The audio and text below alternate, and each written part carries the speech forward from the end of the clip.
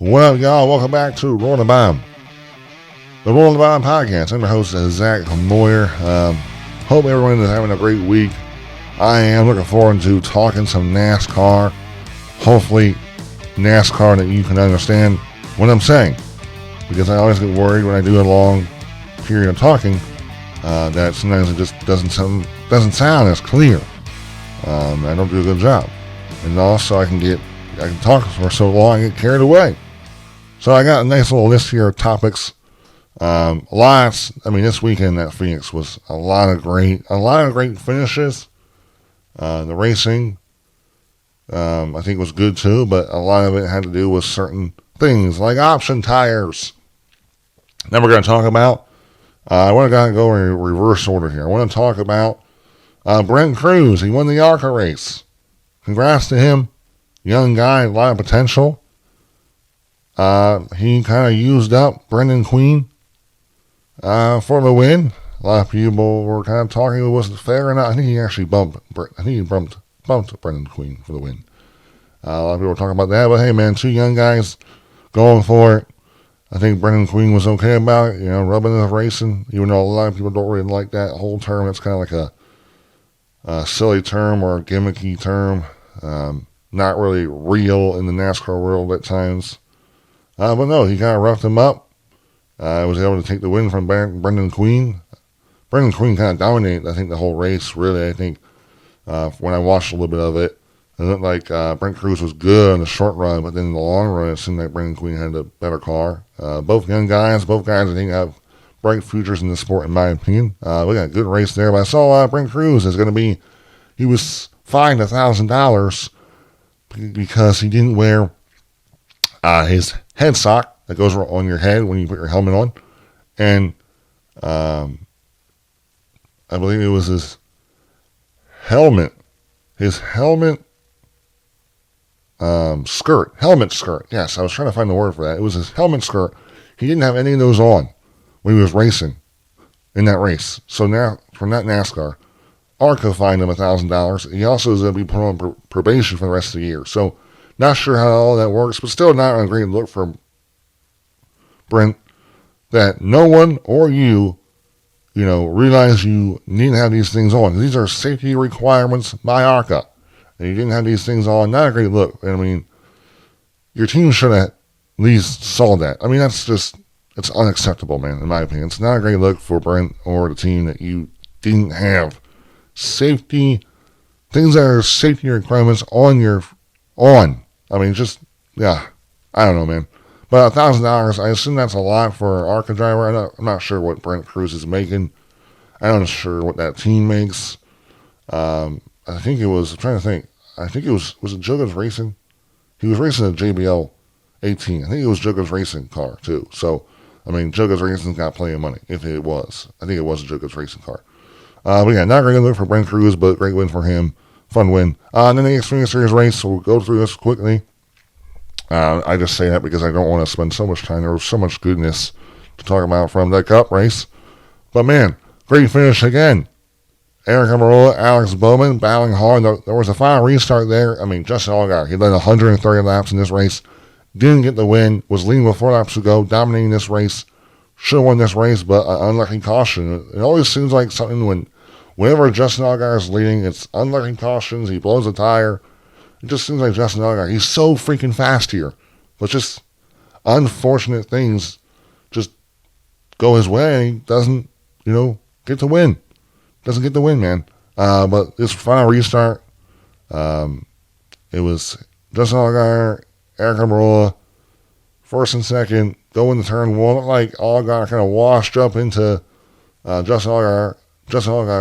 Looked like Justin Allgaier washed up into Aric Almirola, not on purpose, but then kind of killed both their guys' momentum into turns 2, going into the backstretch. That allowed Alex Bowman to clear them both. Aric was able to get around Justin Allgaier, and then it was a battle between those guys. Aric Almirola, I think, had the better car because he was able to get right to Alex Bowman, but it was only one more lap to go. And then going into the final turn 3 and 4, Alex Bowman leading, Aric Almirola on his bumper. Alex chooses to run higher up the racetrack, give Aric Almirola the bottom, which was kind of weird, but I guess Alex didn't want to get the bump and run on him. So all you see here is Aric Almirola kind of run a normal bottom lane, and Alex line's a little bit different. He kind of stays high and then cuts, turns forward a little bit more sharper, and Aric Almirola pretty much just squeezes Alex Bowman into the wall for the win. A lot of fans were not happy about the move. Thought it was a little bit dirty. Because, really, Alex had the momentum in 4. But right when Aric Almirola hit him and him into the wall, it killed his momentum. And Aric was able to kind of get off Alex and had the momentum to clear him from the win. It was a really, really exciting finish. But look, man, you could say it's dirty. Aric Almirola, a veteran, a guy who raced in the Cup Series for many, many years, full time. Now he's racing for Jacobs Racing for a part-time schedule. I think all Aric really gives a crap about is winning races and having fun. He doesn't care if he hurts your feelings. And I think, Alex was a little bit upset that he kind of wished Aric gave him a chance, but also, Alex didn't give Denny Hamlin a chance in the 2021 Martinsville race, but I'm not trying to make a big deal. I'm not trying to make a big deal about Alex, that whole situation. All drivers are guilty of kind of being hypocrites and saying things when it doesn't benefit them. All drivers do this type of stuff. It just stinks. I would just hate that you had a chance to win and it kind of got took out of your hands. A guy chose to use you up big time for the win, but look, Aric, like I said, part-time guy. He wants to win races. He got the win. Great race. Great finish for him. Of course, great finish for him. But, yeah, overall, great race. It was a solid race. Really enjoyed it. Top 10, Aric Almirola. Alex Bowman second. Third, Brandon Jones. Fourth, Ryan Sieg. Fifth, Justin Allgaier. Sixth, Tanner Gray. Seventh, Sam Mayer. Eighth, Chris Neckis. Ninth, Jesse Lowe. Oh, no. It happened. And then 10th, Nick Sanchez. It happens, guys. I just talk so fast and boom. Mouth gets dried up. And I got to take a sip of water. I didn't want to bring one thing in, though. Ryan Sieg finishing 4th. I'm not sure where he qualified. Can't remember it. But his car, they're just pushing his car they're pushing his car in the garage area. And there's a little bit of uneven ground. Like one part of the ground, it was like, concrete pavers. One was lower, one was higher. And it got damaged. His splitter got damaged because of that. Because they hit one of those. And then he had to go to a backup car because of that. Started last and drove the whole way up to freaking 4th. That's impressive for that team. Ryan C. Racing. They're very, very competitive. I think they're right up there with Stuart Haas. I think they get support from Stuart Haas. Not Stuart Haas. Oh my gosh. They're not a team anymore. It's Haas Factory Team. I think they get support from the Haas Factory Team. So, oh boy. So that's probably why they're just really, really competitive. But no, really great run for Ryan C. What a comeback. What a recovery for them. That was a great run. But yeah, overall, great race. Alex Bowman, in my opinion, I thought he was pretty good, but then you just saw that Justin Allgaier was just so much better than him, man. Junior Motorsports is good here, man. I'm not sure where Connor Zillage finished. Connor Zillage finished 16th. I think Connor Zillage qualified 4th, but just maybe didn't have the best execution. It's only a second time racing here, but solid run for Connor Zillage, I guess. Not a solid run, maybe a little bit disappointing for him. Sammy Smith, and then our Junior Motorsports car finished 14th. Brandon Jones, I'll say, though, finishing 3rd. That's a great run for him. A guy who just has been terrible in the Junior Motorsports stuff for the past 2 years. He struggled so far in the beginning of the season, but come out here finishing 3rd. A track I think he's pretty good at. Great run for him. But yeah, man, I think, look, Justin Allgaier, disappointing again. The luck doesn't fall his way. But look, man, if he gets back here, he is going to be another guy that can go win his second championship. But overall, really enjoyed the race. Sheldon Creed finishing 36, 37th Austin Hill, because I believe Austin Hill misjudged. There's a inside wall in turn 3. don't know what happened there, but Austin Hill just kind of misjudged that there was a wall there, hit it, and spun himself out, took out Shannon Creed, who was, I think, going to have a solid day. So that was the one big incident of the day. But yeah, disappointing from those two guys, but we'll see if they can rebound heading into Las Vegas, a place that Austin Hill has won at. Now, so we're getting the Cup race here. Yeah, great race. The option tire made this race really, really fun, really, really compelling. Christopher Bell goes back to back, man. Guy's good, but he's racing for not Junior Motorsports, Joe Gibbs Racing. He's racing for Joe Gibbs Racing. Chris Gabehart, who was the crew chief for Denny Hamlin, is now the competition director. Chris Gale is now the crew chief for Denny Hamlin. But yeah, I think Chris Gabehart coming over to now kind of be the head guy in the competition department, I think has made a difference. Maybe not. I mean, the two wins that Christopher Bell has had are both races that Atlanta just worked out. Kona had a better tires strategy worked out for them, but then Phoenix, a place that Bell's been incredible at, is won at. It's just incredible what Bell is doing. I just lost my train of thought there. But no, it's not surprising to see Bell this good. But I do think Chris Gabehart, being in the competition department, has really helped this team. Now, I will say, when it comes to Jacobs Racing, two of their cars are running pretty good right now, and then their other two cars, in Ty Gibbs and Chase Briscoe, they gotta find something here. They gotta start finding some good finishes. I mean, really, this is really the first good finish for Denny Hamlin, but also we haven't really gone to any traditional racetracks yet. But yeah, I mean, Ty Gibbs got involved in an accident. I think he wrecked out, and then Chase Briscoe was involved in the big accident in this race. Now, I will say that those accidents definitely were not all their faults. I do believe that Ty Gibbs did cause that big accident. I might have just said that. I'm not sure what I'm doing sometimes. All right. Now, so this race, this finish, it was two teammates going for the win. Denny Hamlin, I mean, great race though for Denny Hamlin. He was like a 5th to 6th place car, got up front there, had 2 restarts with Bell, didn't work out. Bell cleared him into 1 and 2, but a final restart, he was able to get side by side with him. Entering turn 1, he stayed side by side for 2 laps, heading into 3 and 4. He had some help from Larson too in the backstretch that kind of helped keep the momentum.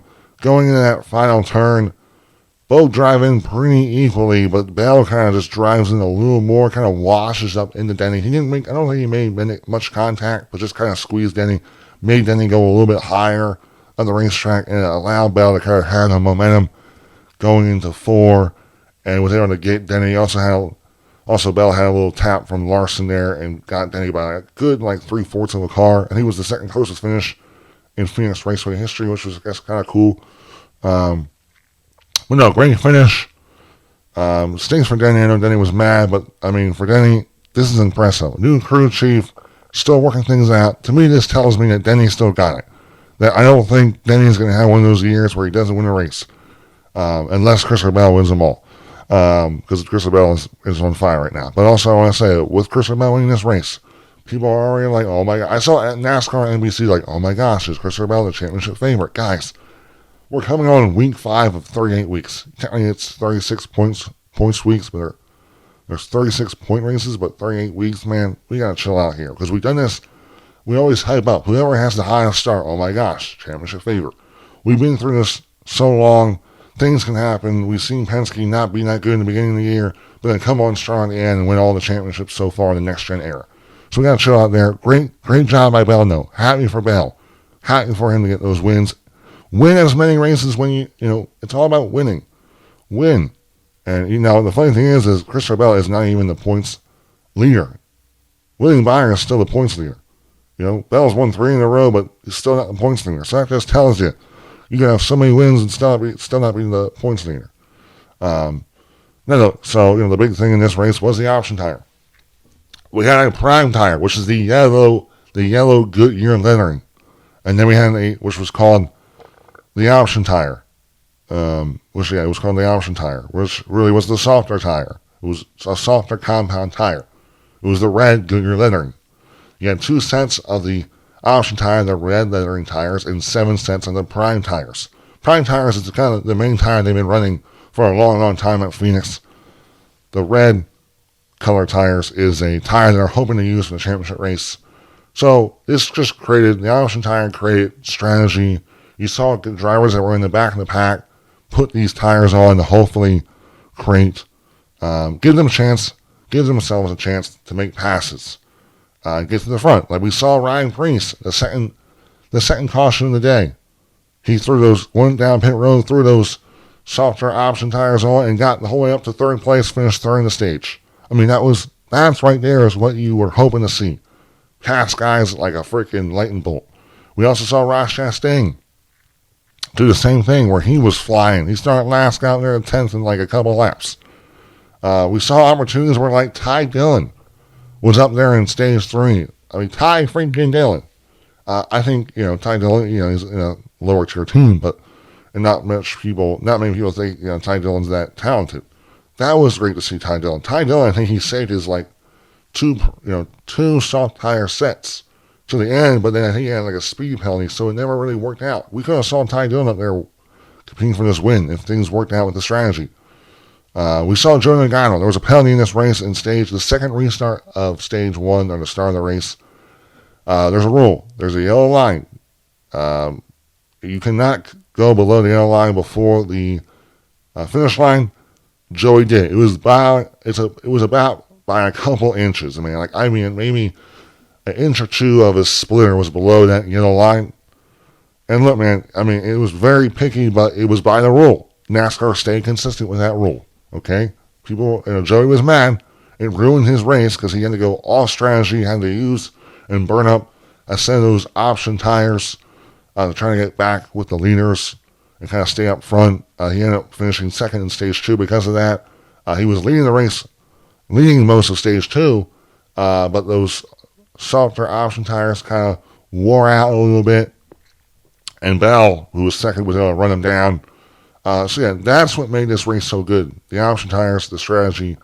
Now, look, a lot of people are like, man, I want this more and more and more. I want the option tire style race to be the championship style. I want that to be in the championship race. And look, man, I don't want that, man, because Chris Bell said it. Do we want the championship to be decided by a driver who has, let's say there's 4 drivers that compete for the championship at Phoenix in November.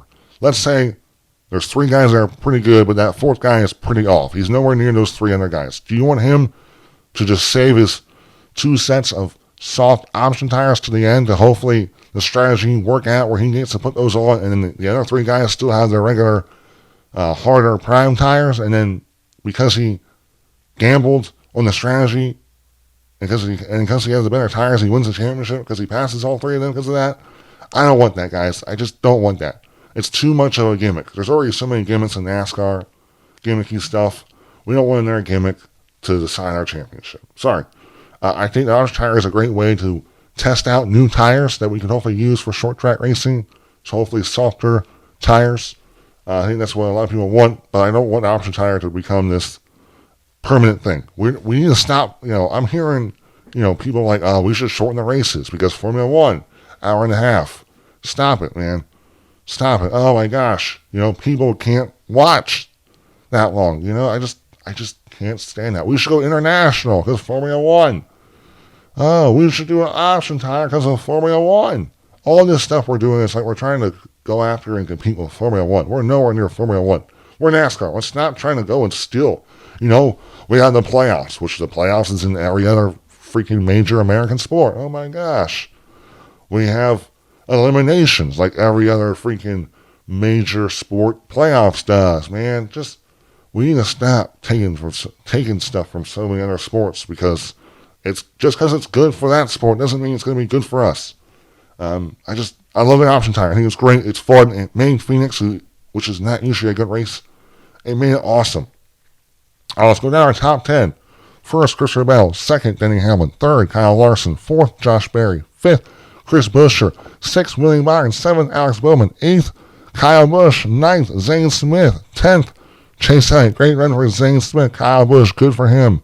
Alex Bowman. All the Hendrick guys were in the top 10. William Byron. got a little off sequence on strategy because he was in pit road and there was a caution, had to start in like outside the top 20 with those red tires, but was able to drive himself up back to the top 10. So great recovery for him. We saw a massive wreck in this race.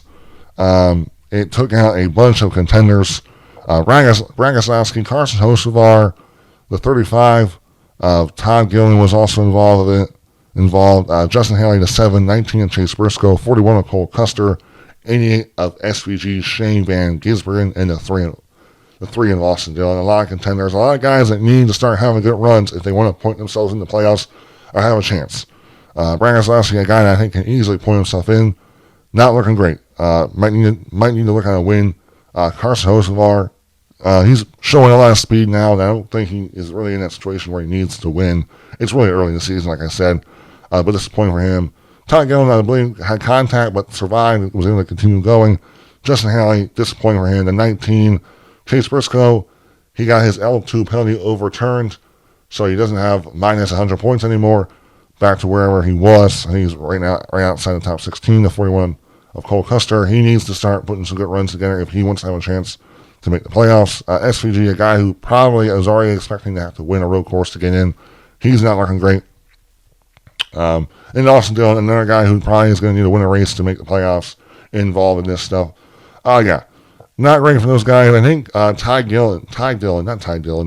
Gibbs, I think drove and just misjudged. He was below the yellow line, came back up and squeezed like the 7, the 19, the 77, a bunch of guys into the wall. They wrecked hard, and then everyone else was just trying to get out of their way, and it took out, the 6, the 88, the 3. Big wreck, not great for a lot of those guys, like I said. There was a lot of accidents. We saw the 23 blow a brake rotor, I believe. The 54, I think, also blew a tire. We saw the, I think it was the 71 of Ty Gillen. He had a tire blown. A lot of accidents, a lot of tire blown. We were worried that was the option tire, the softer compound tire. I think it was. So it was kind of weird. Could have been off like the Weddy's car. Some of the teams had their car set up for why the tires kind of wore out, but also a brake rotor blowing. You're using your brakes a lot there, so that's not surprising. Now, another thing I wanted to bring up, Katherine legge attempt her first Cup Series race. She was the first woman to attempt a Cup Series race since Danica Patrick in 2018 Daytona 500. She was going to be racing for Live Fast Motorsports. She already knew about this race 10 days ago. She was trying to race Kona. Things didn't work out. She wants to race more Cup Series races, but she has to be able to race, a road course or a short track to be able to race more. She can't race any of those big tracks until she races a short track or a road course. And look, man, Live Fast Motorsports is a part-time team, a back-market team, not many people, not good quality parts, not a fast car. They used to be full-time, but they sold their charter in 2023 for $40 million. BJ McLeod races the 78 car mostly at super speedways now. But look, man, Katherine legge has a lot of racing experience. She's made many Indy 500s. She's won many IMSA races, I heard. IMSA is an endurance where there's multiple drivers in one car. To make the Indy 500, you have to be a good race car driver. To win races in IMSA, you have to be a good race car driver. But when it came to the Cup Series on lap 2, she spun out. And then after that, she was doing fine. She was getting lapped multiple times. But she was just minding her own business. But then on lap 2:16, she's running down below the yellow line in turns 1 and 2. She comes back at the racetrack. She's getting lapped by contenders in the top 10. And she, for some reason, it looks like she's trying to side draft the 21 of Josh Berry. Looks like the air gets taken away off her car. She spins out, doesn't spin out towards the inside of the wall, spins out in the racing line, and here comes Daniel Suarez head on into the driver's side of her and destroys Daniel Suarez's car, ends Daniel Suarez's day. I think he was running like 6. Also, Ryan Blaney almost hit her, but just missed her, luckily. And look, man, people were livid, calling for her house, she out there, just making fun of her. And easily, as a fan, I could be doing the same thing. But after hearing a lot of drivers say that, like, of course, a lot of those instances were because of her. But it was because of her lack of experience. She raced in the ARCA race at Daytona, a super speedway, but she only ran like 3 or 4 laps of that, got wrecked out. And then I believe she has multiple Xfinity Series starts in road courses, and then she has only one oval start at Richmond. So she has very little stock car experience, especially on ovals. And somehow NASCAR said, all right, you got plenty of racing experience. Like, look, she has a lot of racing experience in other series. That's impressive. She's a good race car driver, okay? But she didn't have much experience in ovals. And NASCAR somehow still improved her to race for a backmarker team, a slow team. Maybe didn't think that big of a deal. She's going to just, run in the back. She wanted to get experience because she wants to run more races. And it ended up, causing a guy like Daniel Suarez, who was having a good day, who needed a good day, to get wrecked and get caught up in it. And I feel bad because Daniel Suarez was calling out NASCAR, saying it's not, he's not mad about Katherine. He's more mad about NASCAR and how the policy, and, we've seen, Mike Wallace, he didn't get accepted, but he hadn't raced an oval since 2015, which was, a decade ago. He's also 65 years old, just didn't have much racing experience, so he got told by NASCAR that you can't race in the Daytona 500. I mean, they gave him an opportunity that if he did this and this and this, that he could race the next year's Daytona 500, but it seemed like Mike was butthurt about it, upset about it. We've seen Heather Castroneves, SVG, Kimi Räikkönen, all these guys, when they go and do these one-offs, they've actually gotten almost like an orientational test where they get to test. It's like a dedicated test to them that NASCAR allows. NASCAR doesn't allow you to go test for fun anymore, or just test wherever you want. They cut that down because of cost. Well, she didn't get any of those. She didn't get any extra testing. She only had 45 minutes of practice and a lap and a half of qualifying, and then boom, she's going to get thrown out there to the wolves. And look, man, I think it just didn't work out. I think if she was at a road course, she probably would have suited herself a little bit better. I think, Phoenix is a smaller track. It's not a place you can get away at, but this is what she was dealt. I think NASCAR needs to do a better job of really looking at the resume and looking at their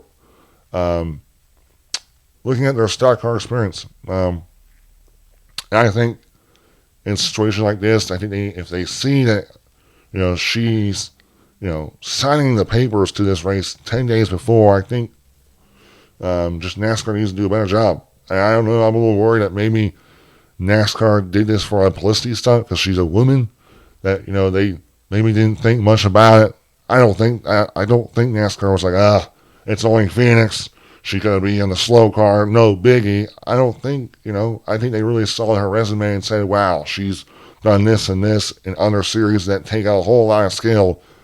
But maybe they just need to realize that, she's never raced a Cup car. Cup car is a lot different. These things are hard to drive, as Kevin Harvick says a lot. Just a bad situation. I think you need to put blame on NASCAR the most because they let her race. Of course, if I'm someone that wants to race the Cup Series and no one's telling me no, of course I'm going to go do it. So, of course, yes, it's Katherine Legge's fault that this happened. But also, I think you got to put blame on NASCAR, and NASCAR needs to be a little more stricter on who they're letting race in their series, especially with a lack of experience that she had in a stock car. All right, so some fan questions. We got 5. Let's run them down. So, from Jake, how do you feel about the red tires? What teams do you think use them the best from a strategy standpoint? So, I think the red tires are great. I really enjoyed them. I think they were soft enough to, when people put them on, you were going to go straight through the field. But like I've talked about in this podcast, some people like SVG and TJ Majors, spotter for Bragaslowski, think that they can go softer. And it seems like, from what we saw in the race, I think Joey ran like 60 laps, and he fell off the pace, but not enough, not like too or so drastically. So it seems like they could go a lot more aggressive on the softer side. I think if they do more in these option tire style races, they could be able to find that limit, that balance to where it's soft, but not too soft to where you're getting tires blown out and it gets to, a bad look for NASCAR. I think the drivers that did the best job, I think you got to look at like Ryan Preece, putting these red tires on early in the race, got out to the front, was really competitive, stayed in the top 10. I think Ty Dillon did a great job too, but he sped on pit road. He, I think, saved his tires, his option tires to the end, like near the end of the race, and the way the cautions fell out, it could have worked out in his way to really maybe have a chance to win this race because people, the top 10 weren't going to have a set of option tires to race with. But he has a speeding penalty. I think Joey Nagano did a good job using them because, he had a penalty and then used a set in stage 2 to finish second. He actually got points. He saved his day. Of course, it killed him in the end of the race, but still, I think that was a smart strategy to at least make something of your day. And now also Tyler Reddick, I believe, he saved his set to like the last caution, but he had a power steering issue. So he wasn't really able to use those red tires to the full potential because his car wasn't to the full potential. So I think Tyler Reddick could have ran the whole way up to the front, but it was only 2 laps, so I don't know. So those are the guys I think did the best job, but also they also didn't do the best job because they also made mistakes or had issues. I'm trying to think if any other guys did a good job. I think Austin Cindric was up there in the front, but then also I think fell back. Those are only guys I can at least remember that I think, at least to what I can remember, that I think did a great job with the tire strategy. But overall, that is what I think about those red tires and who did the best job with them. What was my favorite moment from this weekend? I think I just enjoy the finishes. Just seeing good finishes and close finishes at Phoenix, a track that's not really supposed to put on good racing. That was great to see. Now, of course, it was because of the green-white checkers that allowed that, but it's still great. It gives Phoenix, there's a lot of negativity towards it, at least a bright side look to it, at least a little bit of positivity towards it. So that was my favorite moment from the weekend, just seeing some good finishes. Do you have any other hobbies outside of NASCAR? I play volleyball. I play volleyball a lot, but I haven't really played it because I'm really focused on doing this and talking NASCAR and trying to build this, my Instagram channel and account and just trying to do that. So I haven't really played volleyball recently, but that was a hobby I was at a lot. I go to church a lot. Loved going to church, reading the Bible, learning more about God. But those are really, I wouldn't say like super hobbies. I mean, going to church, reading the Bible should definitely be my number one hobby. Definitely is not it right now. But really, those are the two. That's really the only. I'm trying to think other hobbies I really had. That's I work. I go to work. I work a regular 8-hour job day. So really, there's not really, if you really call it a hobby, really NASCAR is the only true hobby I have. It's work and NASCAR right now for me. That should probably really be work, NASCAR, God, or God, work, NASCAR. But yeah, that's what I have when it comes to hobbies. Who turned left the best this time? How much did they pay you in Goonies? Who turned best to left this weekend? Christopher Bell turned left the best this weekend. And Goonies, no. They not pay me a single thing for that show. I was actually not even a thing yet. I didn't even know, I wasn't born yet. My mom and dad, I believe, weren't even born yet either. I think the Goonies, the first season, or what it was like 1974, I believe, or something like that.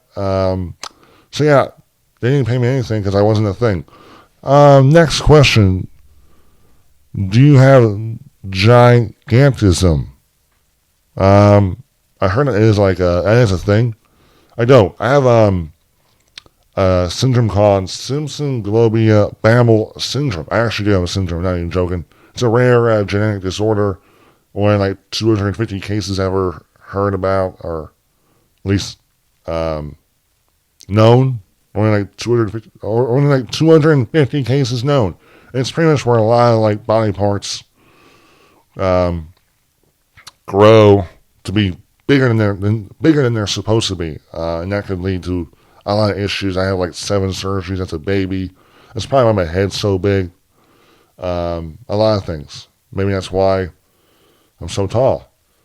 There's a lot of things. Don't know much about the whole, syndrome, but, it's not a mental syndrome. It's just got a lot of things. I got bigger hands. I got wider feet.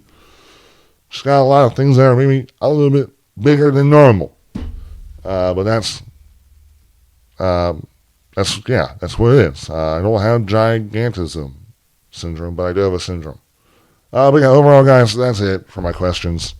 Hope you guys enjoyed. I have a lot of editing to do. A lot of crap, man. I get so angry when I mess up and stumble through my freaking words, dude. And I know why I'm talking about me talking. Because if you like the podcast, you're going to watch. If you don't watch it, don't like it, then, you're not going to watch it. But if you guys are still through this podcast, I appreciate it.